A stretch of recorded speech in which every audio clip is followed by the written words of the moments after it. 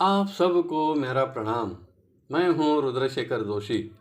केसरी नंदन आध्यात्मिक YouTube channel में आप सबका स्वागत है।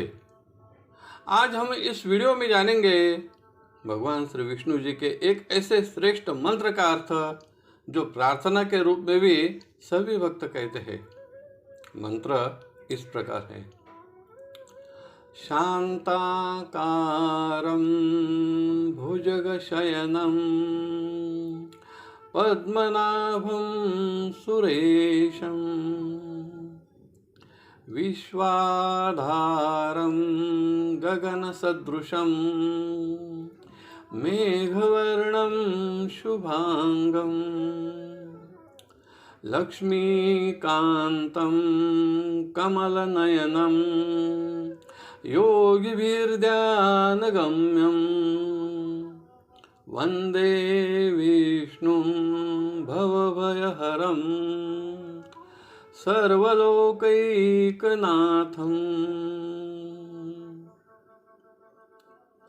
यह भगवान श्री हरि का ध्यान मंत्र है जो प्रार्थना के रूप में भी करते हैं।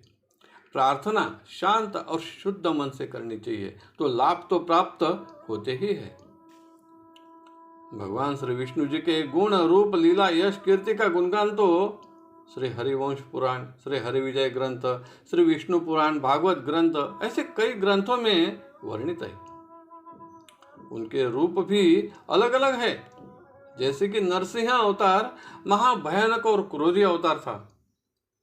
इस रूप में भगवान विष्णु जी को शांत करने के लिए सभी देव भी घबरा गए। माता लक्ष्मी जी ने भी असमर्थता प्रकट कर दी तो सभी देवों ने मिलकर भक्त प्रहलाद से ही कहा, है बालक प्रहलाद, भगवान का क्रोध तू ही शांत कर सकता है। और उन्होंने ही उनका क्रोध शांत किया।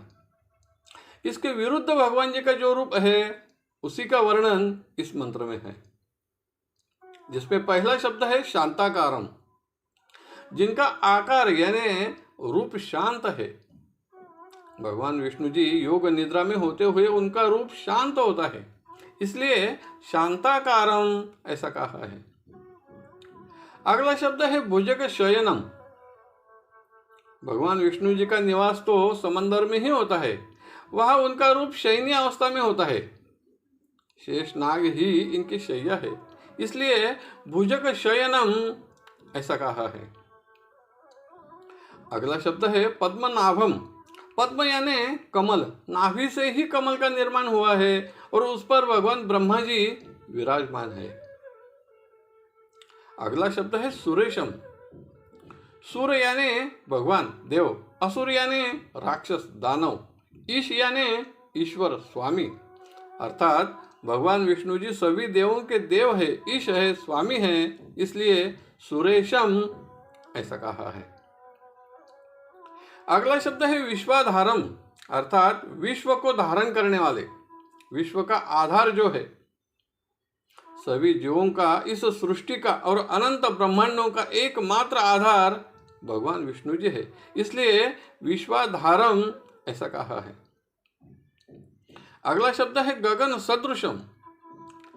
गगन यानी आकाश, सदृशम का अर्थ होता है उसके जैसे दिखने वाला, यानी भगवान विष्णु जी का वर्ण श्याम वर्ण है जो गगन के समान है, इसलिए गगन सदृशम ऐसा कहा है। अगला शब्द है मेघवर्णम। मेघ के समान वर्ण है, इसलिए मेघवर्णम ऐसा कहा है।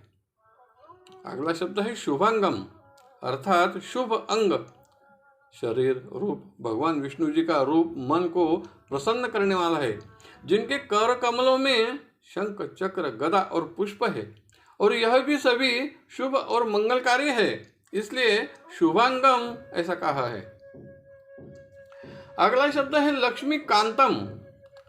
कांत यानी पति, कांता यानी पत्नी, लक्ष्मी जी के पति, इसलिए लक्ष्मी कांतम ऐसा कहा है, जैसे कि उमाकांत, रमाकांत आदि।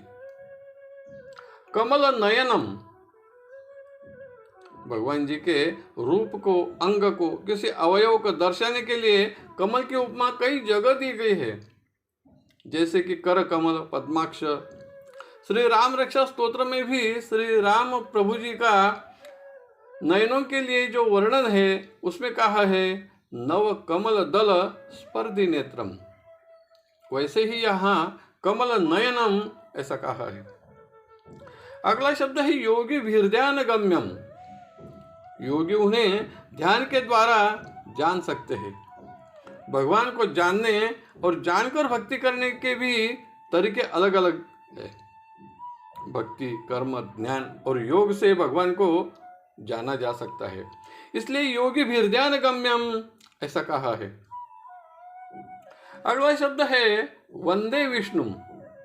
वंदे का अर्थ यानी वंदन करता हूं। नवविधा भक्ति में वंदन यह भी एक भक्ति का ही प्रकार है। इसमें समय, श्रम, धन कुछ भी नहीं लगता।